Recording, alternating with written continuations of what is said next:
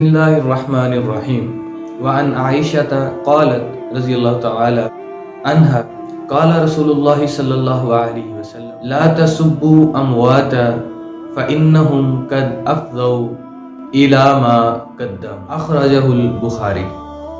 حضرت عائشہ رضی اللہ تعالی عنہ روایت کرتی ہیں کہ نبی المکرم جناب محمد الرسول اللہ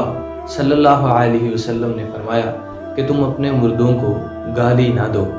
بے شک جہاں وہ پس تحقیق پہنچ چکے ہیں جو انہوں نے آگے بھیجا تھا انہوں نے وہ پا لیا ہے۔ اب ہمارے معاشرے میں کچھ اس چیز کے جو